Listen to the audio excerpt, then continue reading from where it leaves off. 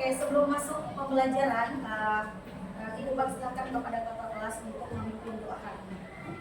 Sebelum belajar, alangkah baiknya kita berdoa. Doa dimulai. Bismillahirrahmanirrahim. Rabbi zidni ilman warzuqni fahman.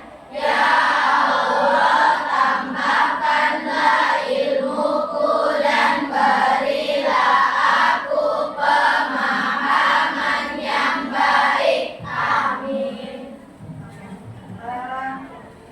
Sebelum kita masuk pada materi, Ibu ingin menyampaikan kontrak pembelajaran dalam pembelajaran pendidikan agama Islam. Ya, silakan dibuka bukunya, dicatat untuk kontrak pembelajaran kita ini berlaku khusus untuk pembelajarannya Ibu. Ya, untuk poin nomor 1, tetap menjaga kebersihan kelas.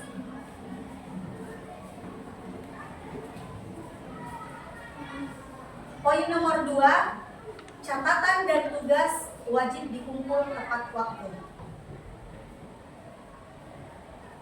Yang ketiga, saling menghargai satu sama lain. Sudah? Sudah. Oke. Kemarin kita sudah belajar tentang materi etos kerja. Sekarang ada yang tahu etos kerja itu apa? Ada yang tahu etos kerja itu apa? Oke, silakan. Etos kerja adalah sikap, nekat, dan dedikasi yang dimiliki seseorang dalam bekerja. Etos kerja juga bisa diartikan sebagai keyakinan dan semangat kerja yang menjadi ciri khas seseorang atau suatu kelompok.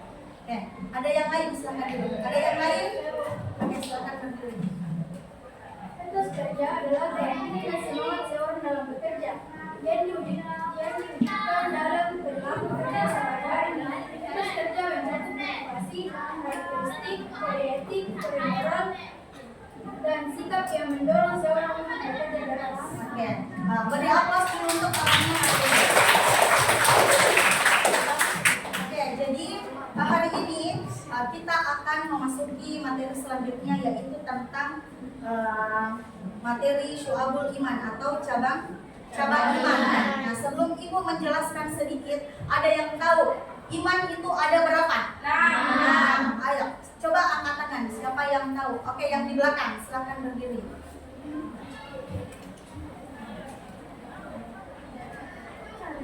Rukun iman ada 6, yaitu iman kepada Allah, 2 iman kepada malaikat, 3 iman kepada kitab-kitab Allah, 4 iman kepada Rasul, 5 iman kepada hari kiamat, 6 iman kepada qada dan qadar. Ada yang lain?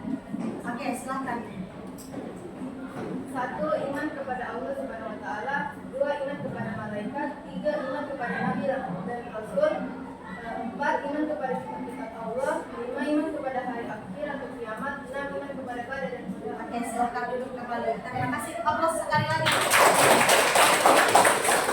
Oke, jadi Syu'abul Iman atau cabang-cabang iman itu memiliki 77 pilar keimanan. Jadi yang kita ketahui dan kita jalankan dalam kehidupan sehari-hari kita itu ada 6. Seperti dengan yang disebutkan tadi oleh temannya. Jadi apa yang semua yang kita lakukan, semua yang kita perbuat, mau sholat, mau itu kita dalam keadaan mengaji, itu semua ada pada rukun iman. Oke, sekarang Ibu sudah membagi kelompok, jadi Ibu akan memberikan lembar LKPD.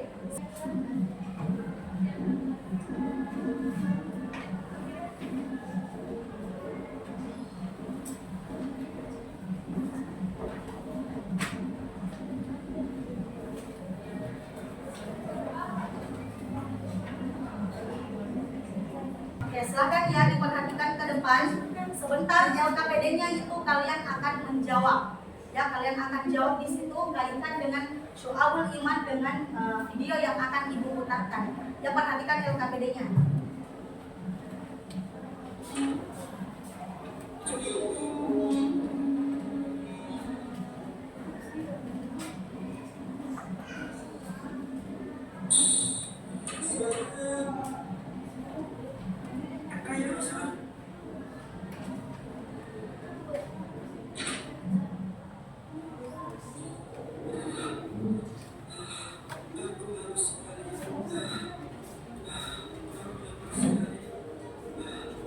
Rasakan, itu adalah balasan untuk orang yang suka mengabaikan sholat. Adalah penjaga hatimu. Siapa pun kali. Jangan berpindah. Adik, aku haus sekali. Percuma, rasa haus dan laparmu tidak akan terobati sekalipun kau menghabiskan semua makanan dan minuman yang ada di dunia ini. Semoga tidak ada lagi asam urat lainnya. Usaha ini hanyalah permulaan saja. Maksudnya, ya, kamu sekarang merasa terhina, kelaparan, dan kehausan adalah siksaan awal menuju alam kubur. Apakah artinya asal kubur baru akan segera dimulai? Betul.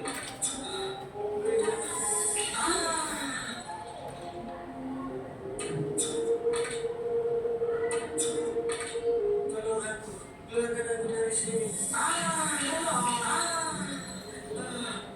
Ayo curhat, datangkan siksaan berikutnya. Asia. Tidak. Aku panas sekali. Tolong. Bagaimana? Hah? Ini baru siksa kubur, belum siksa di akhirat nanti. Tidak, aku akan perbaiki sholatku agar Allah meridhoiku dan tidak murka padaku. Coba berikan dia teman agar tidak kesepian di alam kuburnya. Teman, siapa dia? Dialah yang akan menemanimu di sini. Tidak, dia akan menggigitku di sini. Tolong, keluarkan aku. Ya Allah, maafkan aku. Lantas selama ini aku selalu gelisah, banyak masalah, dan merasa hidup gini-gini aja. Ternyata itu karena aku suka mensebalkan sholat. Insya Allah, aku akan memperbaikinya. Sholat ibadah kewajiban yang tidak digantikan atas orang-orang. Sudah ya, jadi itu tadi video yang sudah dilihatkan. Silahkan di LKPD-nya kalian buka HP, silahkan lihat dulu HP-nya semua. Dibuka HP-nya, silahkan cari mengapa seorang mukmin berani meninggalkan sholat 5 waktu dan tidak membaca tadarus Al-Quran. Setelah itu kalian menyimpulkan hasil pengamatan kalian. Sebentar Ibu tunjuk kelompok yang akan ke depan untuk mempresentasikan, ya.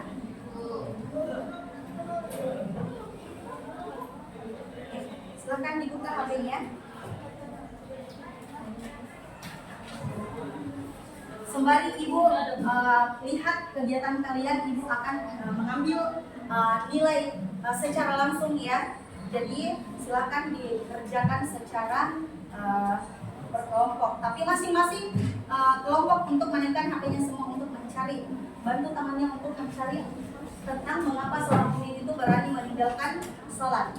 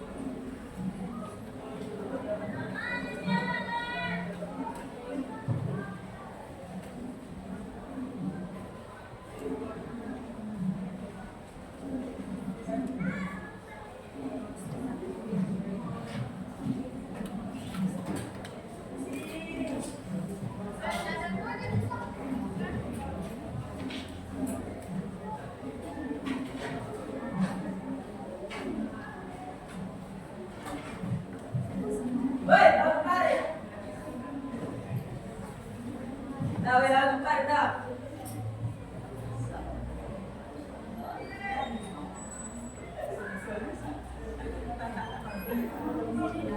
ada kelompok yang sudah selesai?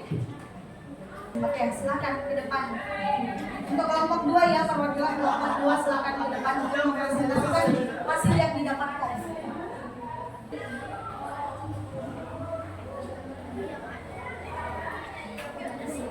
Sini, sini, sini.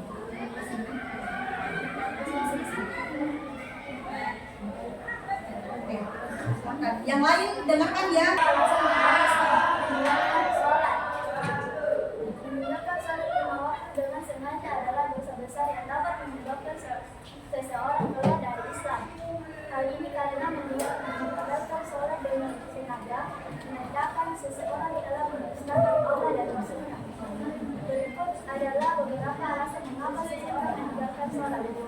Tidak tahu tata cara sholat, belum memahami hukum Islam secara benar, malas, lupa karena kesibukan, ketiduran, atau karena hal tertentu seperti haid dan nifas. Beberapa bahaya yang akan ditanggung oleh orang yang meninggalkan sholat adalah kelak akan tersesat, jadi penyebab utama masuk neraka. Sholat merupakan amalan pertama yang dihisab pada hari kiamat. Jika sholatnya rusak, maka rusaklah seluruh amalannya yang lain. Jika meninggalkan sholat sebentar tidur tanpa sadar berarti maka namanya masih tergantang di neraka. Rasulullah bersabda bahwa sholat adalah tiang agama, sehingga siapa yang mendirikan sholat berarti meninggalkan seri-seri agama. Oke, nah itu tadi presentasi dari teman-teman. Ada yang ingin menanggapi? Oke, silakan berdiri. Bagaimana hukumnya jika tidak melaksanakan sholat? Teman kelompoknya bisa dibantu untuk mencari jawaban. Jadi tadi tanggapan dari temannya bagaimana hukum jika seseorang itu meninggalkan sholat. Atau ada kelompok lain yang ingin menanggapi atau membantu jawaban dari temannya?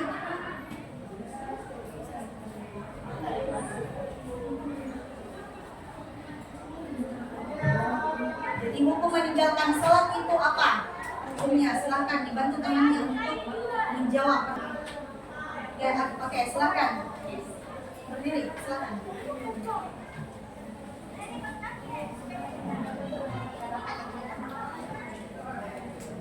Hukum meninggalkan sholat adalah maka nerakalah tempat kelak. Oke, itu tadi jawaban dari temannya. Jadi hukum meninggalkan sholat itu adalah orang yang meninggalkan sholat itu akan bertempat pada neraka. Oke, aplaus dulu untuk kelompok 2. Oke, silakan dulu. Oke, jadi hukum meninggalkan sholat itu adalah apa? Hukumnya kita meninggalkan sholat itu apa? Tempatnya neraka. Tempatnya ada di neraka. Kita sebagai manusia meninggalkan sholat 5 waktu itu hukumnya berdosa. Jadi kalau masih ada yang belum sempurna sholatnya, masih ada? Masih. Jadi sholat itu adalah kewajiban kita sebagai umat Muslim. Sebagai umat Muslim, hukum sholat itu adalah wajib. Jadi kalau masih ada seseorang Muslim yang tidak melaksanakan sholat, nah tadi tayangan video sudah menjelaskan ya teman-teman kita kalau di dalam kubur itu seperti apa. Kuburannya itu sempit. Dan kita akan berteman dengan ular-ular yang Allah akan kirimkan kepada orang yang tidak ingin melaksanakan sholat 5 waktu. Oke. Ada lagi yang ingin mempresentasikan? Ada lagi? Oke, silahkan yang di ujung.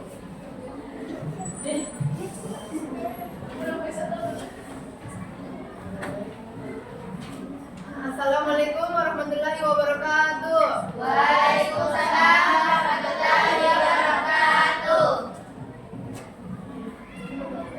Perkenalkan kami dari kelompok terakhir, kelompok 4 ingin mempresentasikan hasil diskusi kami. Pertanyaan mengapa seorang mukmin berani meninggalkan salat 5 waktu dan tidak membaca tadarus Al-Quran? Jawabannya karena ada alasan yang digunakan oleh orang yang tidak melaksanakan kewajiban salat, yaitu beralasan karena lelah, melainkan waktu karena ingin menyelesaikan pekerjaan, telat mandi, cepat tidur, dan telat bangun. Sekian dan terima kasih. Oke, tepuk tangan untuk temannya dulu. Sekarang lembar LKPD-nya silakan dikumpul ke depan.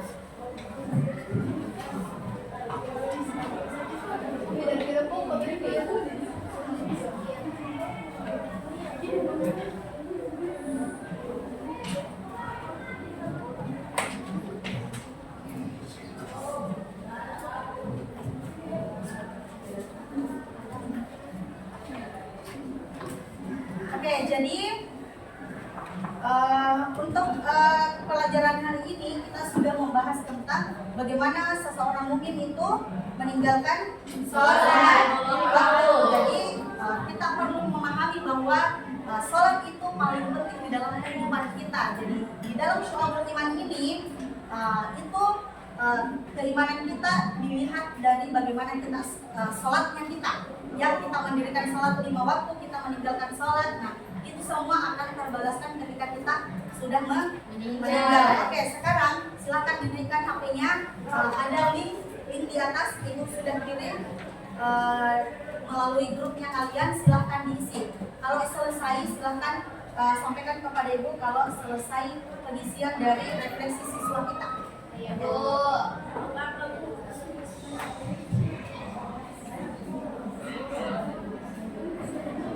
Oke, sudah? Sudah. Oke, jadi untuk pembelajaran selanjutnya kita akan belajar tentang bagaimana cabang-cabang iman yang lainnya. Jadi hari ini kita belajar satu cabang iman, yaitu tentang membaca Al-Quran. Ya, jadi cukup sekian pertemuan kita hari ini. Ibu kembali mempersilakan kepada ketua kelas untuk menyiapkan temannya dan baca doa ulang.